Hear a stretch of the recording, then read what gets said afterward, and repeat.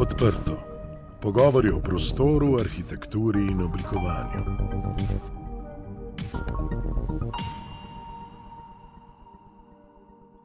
Pozdravljeni v podcastu Odprto. Z vami sem Lenka Kavčič. Tokrat v oddaji gostim kolektiv Monument Group. Kolektiv Monument se osredotoča na vprašanje fenomena monument, s čimer označujejo arhitekturo, spomenike, javne prostore in infrastrukturo, katerih pomen se je predrugačil ali izbrisal zaradi zgodovinskih, ideoloških in družbenih sprememb. Z analizami zgodovinskega konteksta, terenskim mapiranjem in umetniškimi intervencijami v svojem delu prepletajo prostore preteklosti in sedanjosti, prostore vsakdana in umetnosti. Kolektiv se je formiral tekom projekta MAPS, ki je združeval umetnike in raziskovalce Srednje in Vzhodne Evrope. Skupino slovenskih predstavnikov sestavljajo umetnika Neja Tomšič in Martin Bricelj-Baraga ter arhitekta Nika Grabar in Miloš Kosec. Leta 2021 je bil kolektiv nagrajen tudi s Plečnikovo medaljo. Danes pa se bom pogovarjala z Nejo in Niko. Neja, živjo. Živjo. Nika, zdravo. Pozdravljeni v podcastu Odprto. Kot sem vašo skupino predstavila že v uvodu, se s svojimi performansi ukvarjate z javnimi prostori skupnosti, s prostori preteklosti in sedanjosti, spominjanjem in pozabljanjem. Prostorom se nenehno spreminja namembnost, v katerem primeru pa spremembo funkcionalnosti njenega namena javnega prostora prepoznate vi kot dovolj konfliktno, nevralgično točko in s tem zanimivo za vaš kolektiv. Hvala za to zanimivo vprašanje. Nikoli nisem razmišljala, da mora biti neka točka res, koliko mora biti nek prostor konfliktni. Pravzaprav nas vedno zanimajo neke stvari, neke napetosti v prostoru, ki jih lahko prepoznamo. Smo v nekem intuitivnem, nekem emotivnem odnosu do nekega določenega prostora. Predvsem pa se nam zdi pomembno, da osveščamo to, da se pravzaprav kolektivni prostor, se pravi skupni prostor, ves čas spreminja kot posledica družbenih sprememb in hkrati ima to na nas tudi vpliv. Se pravi, mi nismo indiferentni do okolja, v katerem živimo, in to nas lahko zmoti, lahko nas nervira, lahko postajamo do tega indiferentni. In to vpliva tudi na naše medsebojne odnose. Zdaj, seveda je to pol pogojeno z našimi interesi. Se pravi, če jaz kot raziskovalka raziskujem moderno dediščino, bom mogoče malo bolj pozorna na te stvari. Mogoče umetnik, ki se ukvarja s svetlobo, bo pozoren na neke druge procese v prostoru. Ampak nekako se nas dotaknejo stvari, ki so v naši neposredni okolici in so bodisi prepuščene propadanju, bodisi vidimo, da se začenjajo preobražati. Običajno je pa s tem povezan tudi nek kolektivni diskurs ali pa nek javni diskurs. Ni pa nujno. Tako da pravzaprav še nismo prišli do tega, koliko mora biti neka stvar kontroverzna, ni to pravzaprav kriterij. Mislim, da lahko naredimo tudi neko akcijo, stvar šele vidno prvič. Lahko je pa neko zelo zatečeno stanje, pa potem nekaj poskušamo ustvariti iz tega. Vaš prvi monument, ki ste ga obravnavali in ob katerem je bil kolektiv Monument Group leta 2014 tudi ustanovljen, je bila Mackendynova fontana v centru Baltimorja. Fontana je bila postavljena v 80-ih in je bila uradno določena za območje za prostor svobode govora. Leta 2017 pa so jo porušili. Zanima me, zakaj so to fontano porušili? Odgovor ni samo eden, ampak jih je več. Nekateri pravijo, da se je takratno mestno vodstvo spravilo na vse primere brutalizma v središču Baltimora in enega za drugim izbrisalo vse. Drugi pravijo, da je bila nujno potrebna ureditev v bistvu cestnega vozlišča, ki je v bistvu v neposredni bližini te fontane in da je v bistvu izbris te fontane pomagal razbremeniti tamkajšnji del prometa. Tretji pravijo, da je fontana bila preveč zahtevna za vzdrževanje in v bistvu bi bila potrebna obnove, ampak da je bila pri ljudeh premalo priljubljena da bi šli pač v takšno investicijo, oziroma da je bil potreben nek sodobnejši prostor, recimo, ker ta je res imel tak estetiko 80-ih, bi rekla.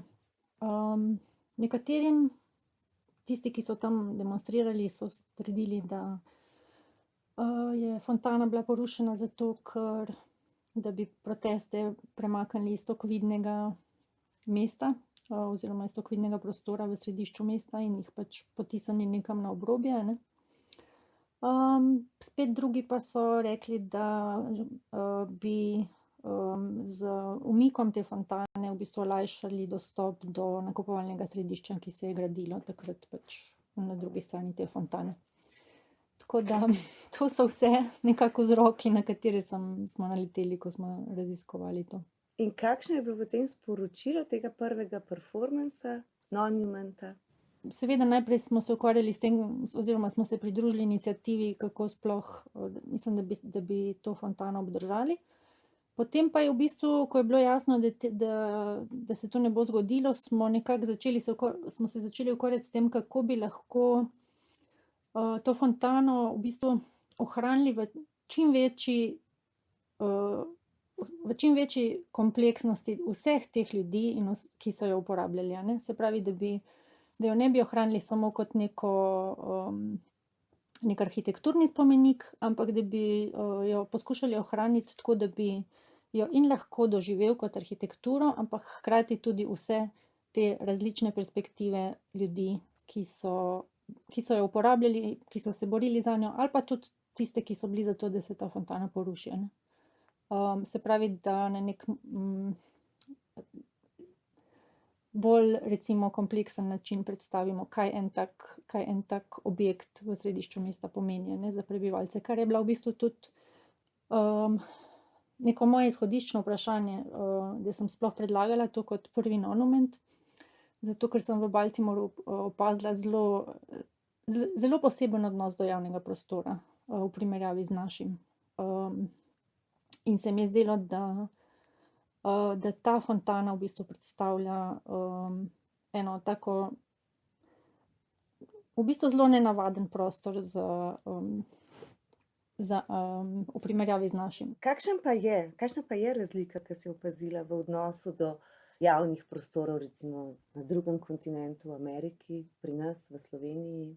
Predvsem sem opazila, da prostor, recimo ulice, trgi, zadrževanje v javnem prostoru, vsaj v Baltimoru, ni varno, zato ga ljudje ne uporabljajo kot prostor, v katerem bi se zadrževali, ne. V bistvu skozi njega potujejo z avtomobili oziroma z javnim prevozom, ampak nekako čim hitreje, a ne v neke varne prostore.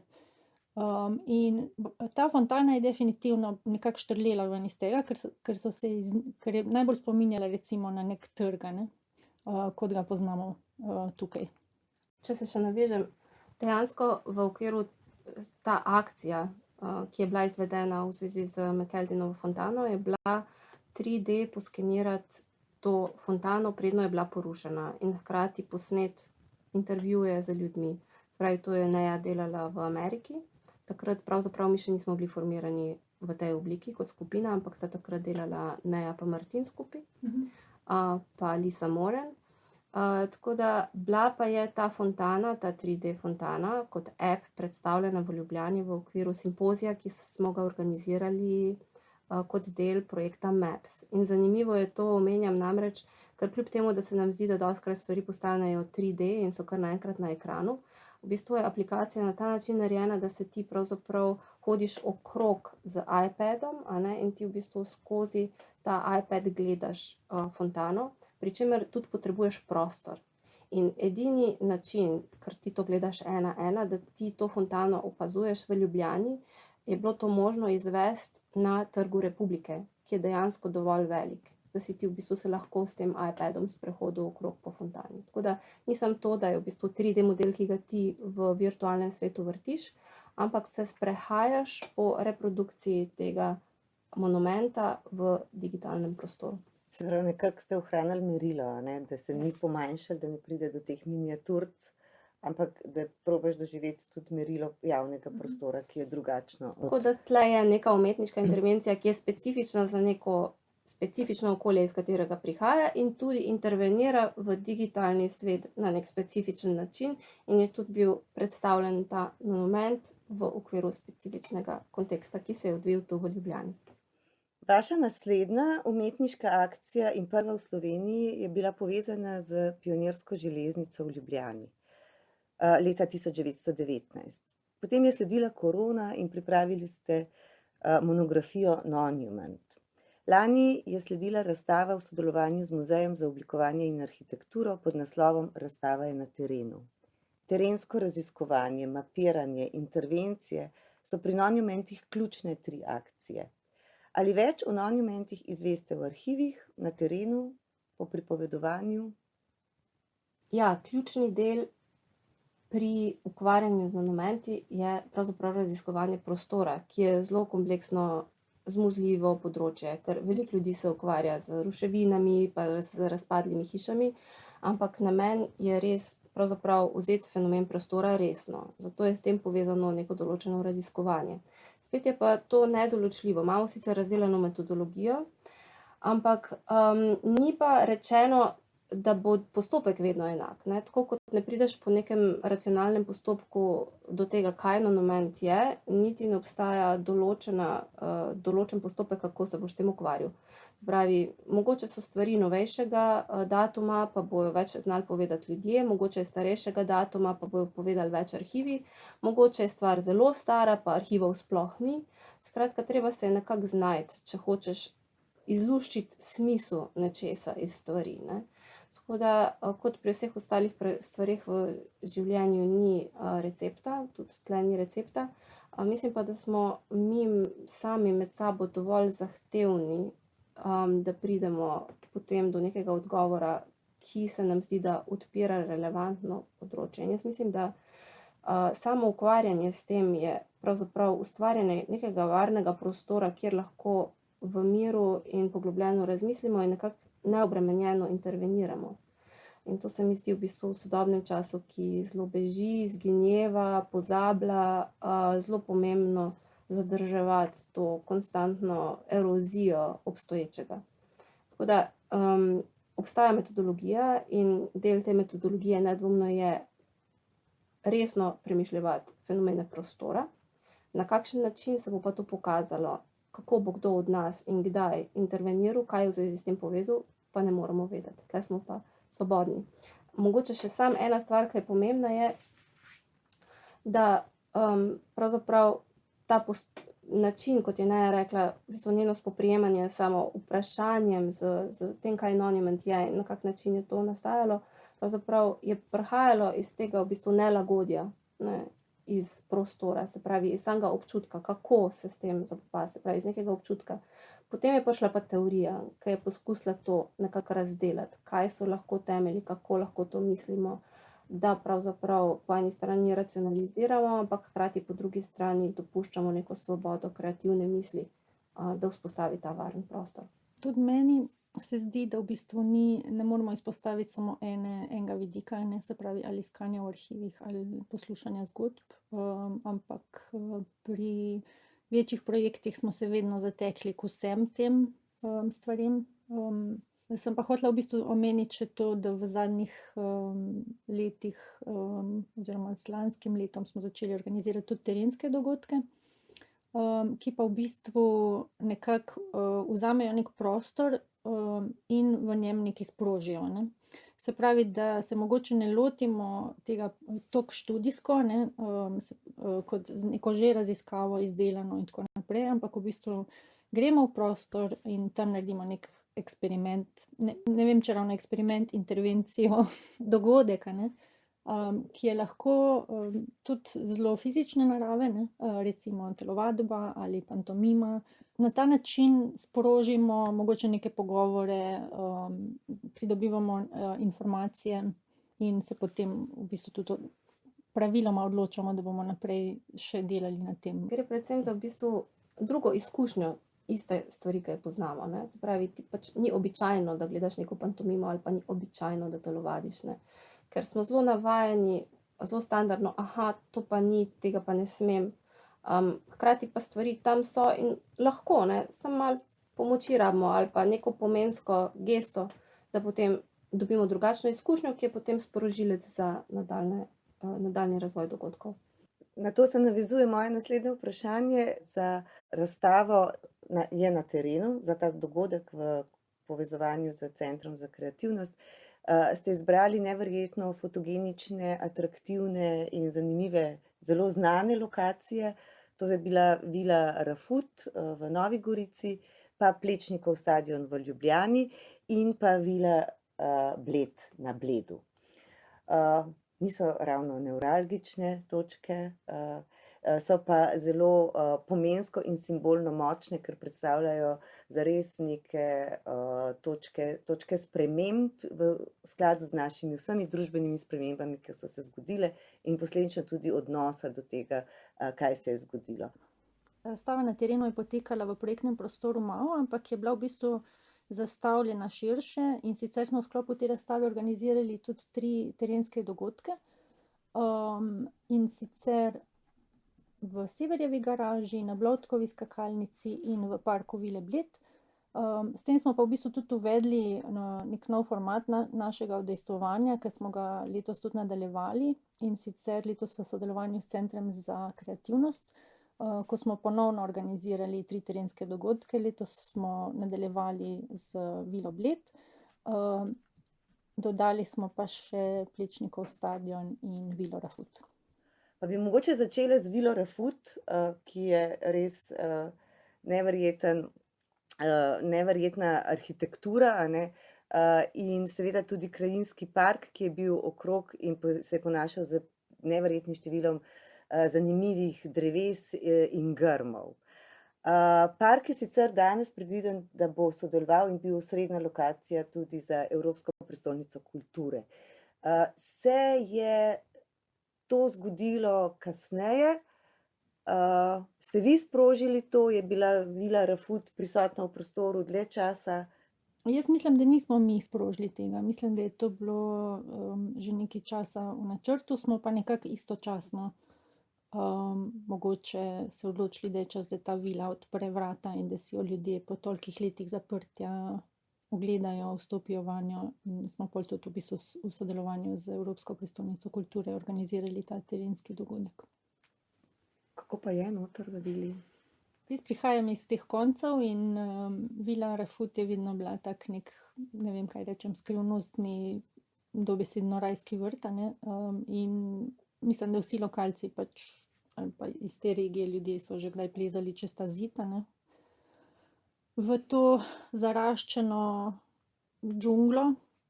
Ne vem, recimo tukaj je zelo zanimiva ta neka primarna izkušnja, ne, ki jo imaš, ko ne veš, ne, v kaj vstopaš, ne, kot otrok ali kot najstnik, ne, ko vstopaš v neko pač občutek, imaš v neko zasebno lastnino, ne, ki ne veš, zakaj je zapuščena, in ko potem v bistvu začneš resneje raziskovati, kaj se je zgodilo, zakaj je ta prostor zapuščen, in v bistvu odkriješ eno zelo fascinantno in zelo, ne vem, mislim, da precej skrito zgodovino, ne, ki je vezana na stanje tega parka. Kar se je meni v bistvu letos zgodilo tako zelo zanimivo, tudi ker sem sodelovala pri še enem drugem projektu, ki je bil vezan na Aleksandrijo, in sem potem v bistvu istočasno, ko smo mi delali na terenskih dogodkih Vile Rafut, oziroma pripravljali tam dogodek, v bistvu istočasno raziskovala tudi zgodovino Aleksandrink, in sta se ti 2 zgodbi nekako prepletli in postali ista zgodba, ne.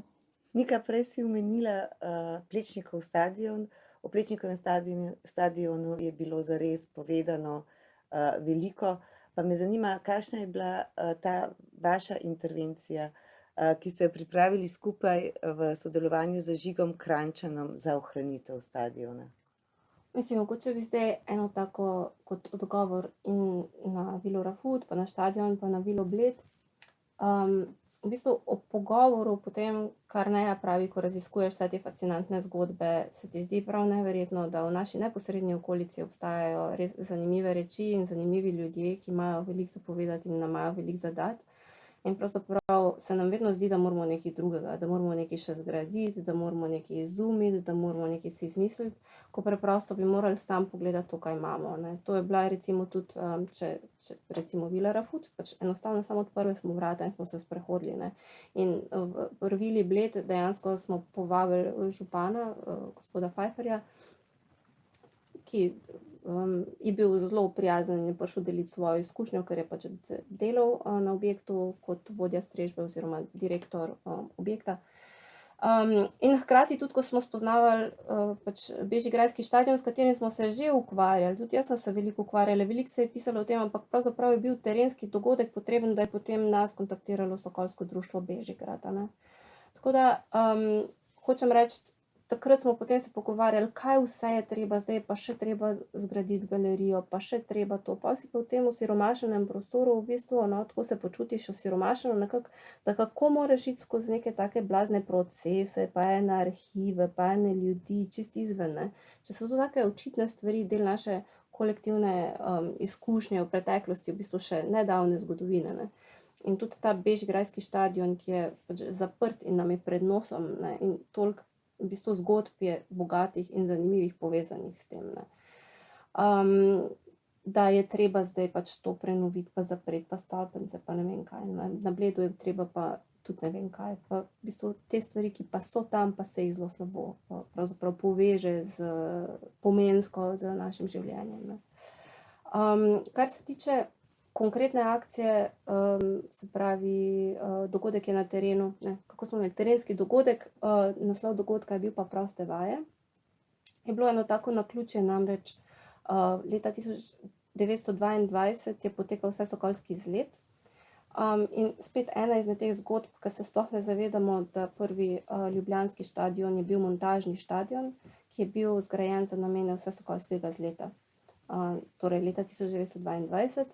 In pravzaprav je ohranjen en plakat teh vaj, prostih vaj, ki so jih izvajale Sokol in Sokolica, hkrati je bilo pa organizirano tudi ogromno mednarodno tekmovanje, v glavnem tisoče in tisoče ljudi, stadion, zelo zanimiv po svoji obliki, zelo tak orientalski deluje, ki je bil postavljen in razstavljen, in potem kot reakcija na to pač želja Orlov, da zgradijo svoj stadion, in so zgradili ta svoj stadion tudi skozi en zelo zanimiv način, pač Plečnik je naredil načrte, imeli so celo loterijo, da so to postavili. Potem je tudi za Sokole delal Plečnik v Tivoliju in potem je bilo tudi nekaj narejeno, pa spet porušeno. Skratka, vidiš, da je tle cela neka paralelna zgodovina gradnje in rušitev povezanih s kolektivno telovadbo, ne. In pravzaprav, kot da to sploh ne obstaja, ne. In pravzaprav na tem dogodku smo nekako hoteli osvetliti to temo v odnosu ne samo do tega konkretno tega stadiona, ampak v kolektivni zavesti, da se ukvarjamo s prostorom, ki je namenjen telovadbi, kaj je pomen javne telovadbe, kje smo danes v zvezi s tem, ne. Tako da to je več teh plasti je prišlo v bistvu v zelo preprosti gesti, da smo enostavno takrat se je ob petkih stadion odpiral kot gesta, a ne, in smo enostavno stadion je bil odprt, najprej v originalu smo planirali, da bomo izvedli to akcijo pred stadionom, ampak je bilo to malo nesmiselno, glede na to, da so bili ljudje noter in smo šli pač enostavno noter. In osebno je bil to dogodek, ki mi je od vseh dal največ. Da enostavno greš v ta prostor in preživiš 1 uro tam noter in ga uporabljaš za namen, kot je bil zgrajen, in enostavno si tam. Z nekim drugačnim načinom, da se ne upiraš, da se ne pritožuješ, da ne razmišljaš, kaj bi mogel zgraditi, ampak enostavno se skozi neke različne pomene povežeš z obstoječim stanjem. Bil je tudi neverjetno dobro obiskan ta dogodek, veliko ljudi je prišlo na proste vaje. Kakšni so bili odzivi? Mislim, tle nisem sploh omenila Žigana. Žigan je bil zelo odprt in zelo pripravljen sodelovati in v bistvu tudi on mi je veliko dal, no, sploh pri razmišljanju o tem dogodku. Mislim, ker imamo neke predstave v teh vajah, se pravi, izhodišče je bilo te vaje, ki smo jih našli, in on je v bistvu določene elemente iz teh ohranjenih vaj pač vzel in na podlagi tega zgradil eno improvizacijsko delavnico. Dogodek je bil dobro obiskan in pač tudi na koncu dogodka smo se vsi usedli, vključno z Žiganom, ki je vodil pogovor, in smo se vsi počutili zelo dobro. Mislim, ne vem, kaj so besede, s katerimi naj to opišem, ampak vsi smo imeli veliko za povedati, kot ena taka zelo posebna izkušnja, no, ki je zelo odzvanjala še. In dostikrat imamo občutek, ko organiziramo dogodke, pa ne sem, mislim, Nonjument na splošno se nam zdi, da se trošimo, ne. Tle dejansko sem imela občutek, da sem več dobila nazaj, kakor smo vložili v ta dogodek. Čisto izkustveno. Napeljala si me zdaj na Severjevo garažo, ki ste jo uporabili skupaj z taksisti in jo namenili vožnji, da so se obiskovalci lahko z taksiji vozili po garaži in ob tem poslušali zgodbe. Spet je bil prostor uporabljen na tak način, kot je bil prvotno zamišljen, vendar z drugo zgodbo. Ja, Severjeva garaža je bila v bistvu eno presenečenje, ker tako kot večina ljudi, verjetno smo tudi mi pričakovali eno zapuščeno zgradbo, ne.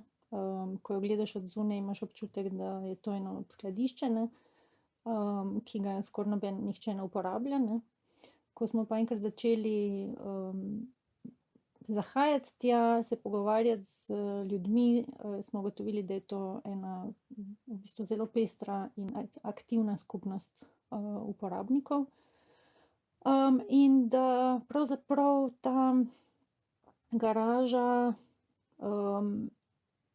ima res zelo raznolike zgodbe uporabe, ne. Od tega, da jo ljudje že od nekdaj uporabljajo kot garažo za parkiranje avtomobila, do tega, da so noter parkirani avtomobili, ki jih mogoče že 20 let pač nihče ni, ki so pač v bistvu postali golobnjaki, a ne, prebivališče za ptice. Do tega, da so to skladišča, ne, ki jih ljudje uporabljajo kot svoje kleti, recimo, ne.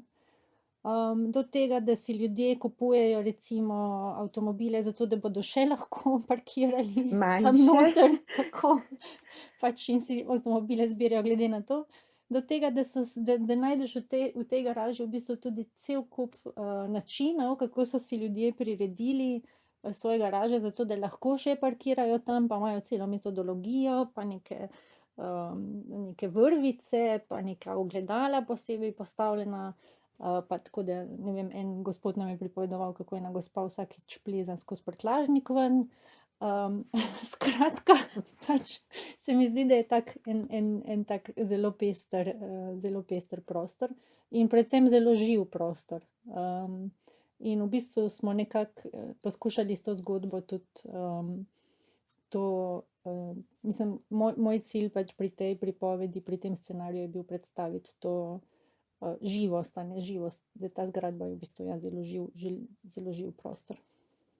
Je pa treba dodati, da je bilo zelo težko se pogovarjati, mislim, sploh priti do tega, se mogoče sama intervencija pa zelo simpel izpade, ne. Pelješ se gor pa dol z taksijem in poslušaš CD in ta zvočna vožnja traja 17 minut. Ampak samo dejstvo, da smo prišli do te oblike, v bistvu umetniške intervencije, ima pa zelo dolgo brado. Kar pomeni, da smo se non-stop zaletavali v zid, ko smo hoteli karkoli narediti v tej hiši. In pravzaprav zadnji stavek, ne vem sicer koga, ker to ni bilo izrečeno meni, je bil pač tukaj se nič ne more zgoditi. To je dejansko stavek, ne vem čigav, ampak nekoga, s komer smo se pogovarjali možnostih uporabe in pač je bilo pravzaprav to raziskovanje, kaj pa je možno narediti, do kam lahko mi gremo, da lahko nekaj naredimo, ne. In potem smo pač, ampak saj to je garaža, ta garaža je še vedno v uporabi in pa smo prišli na idejo, da v bistvu najamemo garažo. In pač se nihče ne more reči, da se ti ne moreš peljati do svoje garaže in ven, ne. In v bistvu smo potem najeli garažo, prišla je ideja za zvočno vožnjo, je napisala scenarij, v katerega smo pač vključili elemente zgodovine te hiše in potem tudi smiselno vključili pripovedi ljudi, in spomine na to garažo. Skratka, morajo obstajati nek research, da smo vedeli, o čem govorimo, morala je obstajati neka metodologija, da smo lahko rekli, da smo lahko utemeljili, da je ta zgradba monument. In v bistvu hkrati je tudi morala obstajati ta bariera, zoper katero smo se potem mi nekako jo mehko prešli, no, bi rekla, da lahko imamo to posebno izkušnjo, ker umetnost ti izreže neko posebno izkušnjo v izkušnji vsak dana. Ne? In je res tako meditativski moment, ko se peleš v bistvu z eno zvočno vožnjo po nekem prostoru, ki je sicer zelo utilitarne narave, recimo. No. Jaz bi sam še dodala nekaj zdaj pač omenila ta naslova, ne? Tukaj se nič ne more zgoditi, da je to v bistvu že postala neka serija teh birokratskih izjav, ne? Ki smo jih srečali med raznim raziskovanjem, naprimer tudi pri Bloudkovi skakalnici je bilo naslov Porušeno in pozabljeno, ne? Ker namreč in v obeh primerih je šlo v bistvu za podoben postopek, ne? Se pravi, jaz sem klicala na ali bodisi upravnika, bodisi pač tistega, ki bi mi lahko izdal dovoljenje, da bi mi organizirali tam nek dogodek, ne? In v primeru Bloudkove skakalnice se je v bistvu slučajno zgodilo, da mi je rekel, ja pa saj to morate pa zdaj hitro narediti, zato ker to bomo zdaj to porušili, ne? Naslednji teden se začne rušenje, ne? Ampak skakalnica stoji še danes. Ja, ker to je potem daljša zgodba, ampak mi smo dejansko potem tako zvedeli, da sploh je v načrtu, ne? To, da se bo rušenje zgodilo, ne? Ampak potem naslednjič, ko sem jaz klicala, mi je ta uradnik rekel, jaz bi sam rad, da je ta stvar čim prej porušena in pozabljena. In podobno se je zgodilo pri Severjevi garaži, ko sem klicala, sem spraševala za dovoljenje, pa mi je rekel, glejte, tukaj je 450 lastnikov, tukaj se nič ne more zgoditi. Vendar iz teh izkušenj vidimo, da garaža se uporablja, da nekateri ljudje s tem prostorom očitno vzpostavljajo tudi neko čustveno navezanost, da izumljajo nove načine, kako v premajhen prostor danes spraviti prevelik avtomobil, da obstaja vrsta drugih rab, še torej ni čisto nujno, da si vsi v družbi želimo pozabiti.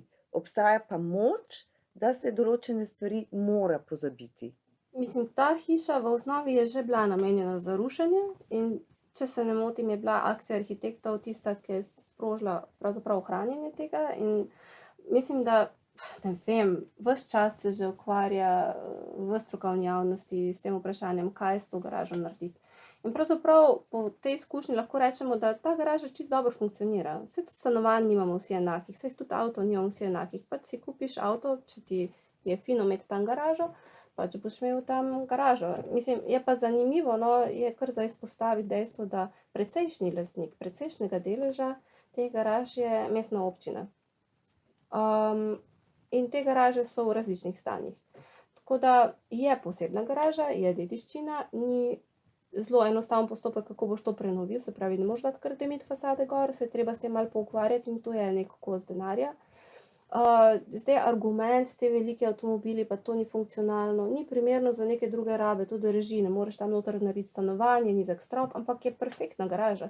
In tudi avtomobili, električni avtomobili so vedno manjši, za po mestu to bi lahko bila perfektna garaža, kjer bi lahko mestna občina investirala in naredila odlično garažno hišo za sposojanje, se pravi, avant to go, ali kako so že te. Perfektna stvar.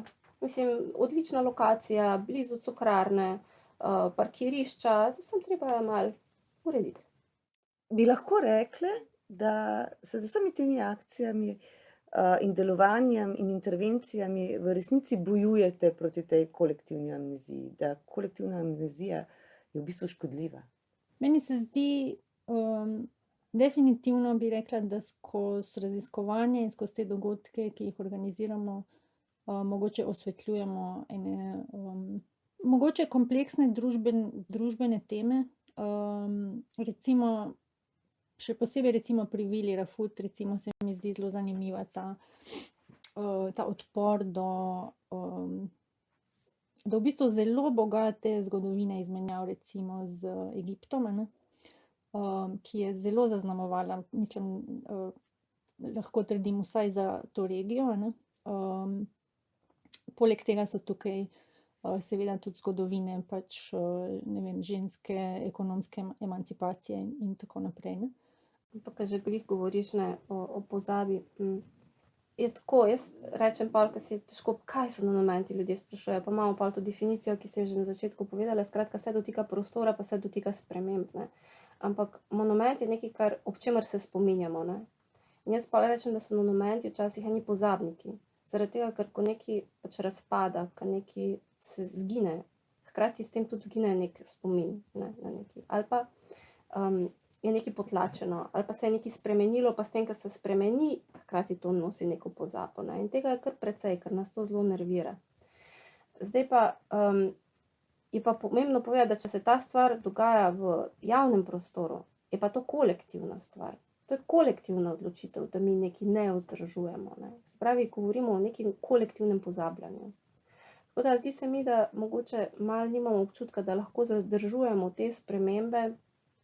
Se pravi, vedno imamo boj za neke spomenike, pa boj za to, ne. Nismo na tem, ne, zato tudi se ne razumemo tako, kot da se borimo proti nečemu, ampak pravzaprav je tako malo smiselno ali pa logična posledica je, da če že imamo kolektivni spomin, pri vsem tem, če ne moremo te erozije ustaviti, je pa dajmo še na pladenj kolektivno pozabo, ne. Tako da to je mogoče nek termin, ki ga osvetljujemo, kolektivna pozaba, ampak namen je pa predvsem tem, da najdemo neke nove smisle, no, znotraj tega. To je, mislim, da naš boj je naš interni, ne, kako se mi borimo s svetom, v katerem smo, ne. To je pač samo zgolj posledica, da osvetljujemo skozi to neko raziskovanje stvari, ki so latentno prisotne. Ja, jaz bi mogoče dodala še to, da se mi zdi, da smo skozi te različne intervencije in terenske dogodke tudi na nek način preizkušali oziroma odkrivali, ali so mogoče neke zapuščeni prostori, ali so v procesu načrtnega izčrpavanja, zato da bodo postali, da ne bodo več prostori, ampak bodo postali parcele, ki jih je možno iztržiti. Ali so mogoče to prostori, ki so dejansko še vedno v uporabi in ki jih vzdržujejo ljudje, ki jih uporabljajo, ne. In v bistvu so zelo raznoliki, mislim, se mi zdi, da so raznoliki rezultati, a ne, teh recimo opažanj in raziskav, a ne. Ker te tudi presenetijo, ne, mislim, tudi naš imaginarij je napolnjen z informacijami iz medijev, ne, in pravzaprav te dostikrat preseneti, samega sebe presenetiš, ne, kot na primer ta garaža, ne, v bistvu ta garaža je čisto super, ne. Pa ne vem, tudi štadion, pač enostavno pol smo šli v ta štadion, se ni tako težko bilo, ne. Tako da zgodbe te zelo presenetijo, no, to. Ja, ampak stadion recimo je še bolj pereč, ali pa boleč zaradi tega, ker je zaprt in ker ni dostopen, ne. Če bi stadion bil odprt, bi ga verjetno drugače doživeli, tako kot recimo zame je dober primer recimo ta park ob Vili Bled, a ne.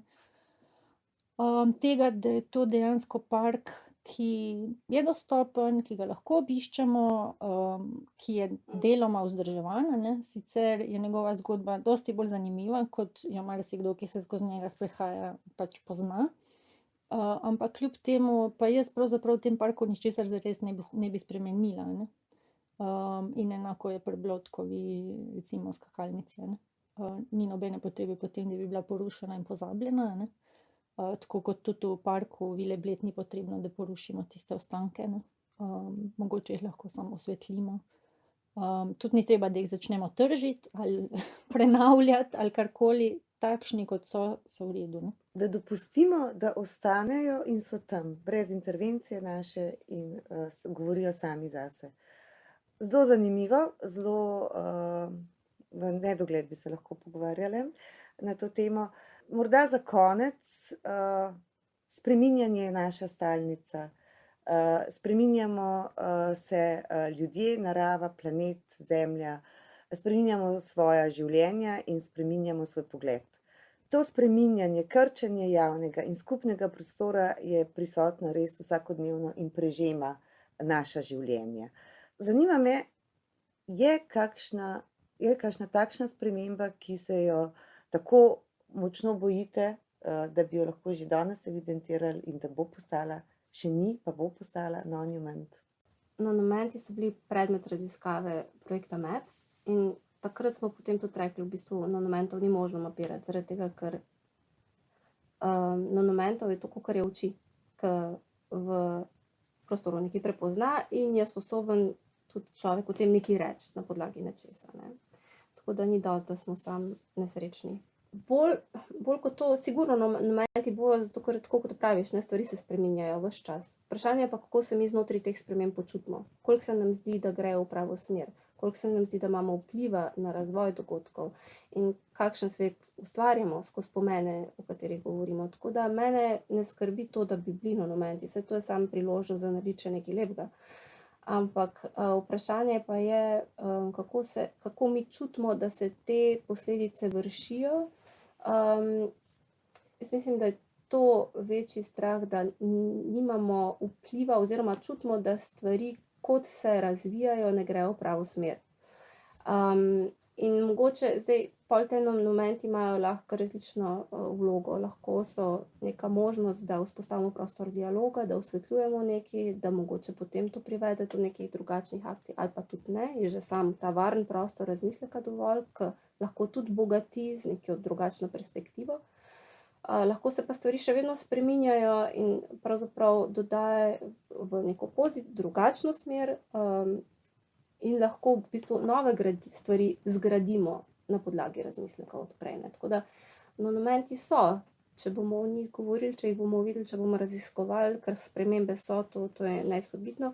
Na kakšen način pa mi v bistvu pomen znotraj tega, da se čutimo kot polnokrvni ljudje z žmohtom in s prisotnostjo in z zavestjo v nekem času, to je pa pravzaprav drugo vprašanje in predvsem na nas samih. Hvala obema za ta lep zaključek. Upam, da ste nas poslušali in slišali in do naslednjič, nasvidenje. Hvala za lep pogovor. Poslušali ste podcast Odprto, prvi slovenski podcast o arhitekturi, ki ga je pripravila ekipa OHS. Za akustično ugodje je skrbel studio Sonolab. Odprte hiše Slovenije se zavzemajo za dobro arhitekturo, ki je namenjena vsem ljudem. Prisluhnite nam vsakič, ko boste o prostoru želeli izvedeti več. Da smo lahko odprto spregovorili o prostoru, nam je svojo podporo omogočilo Ministrstvo za okolje in prostor.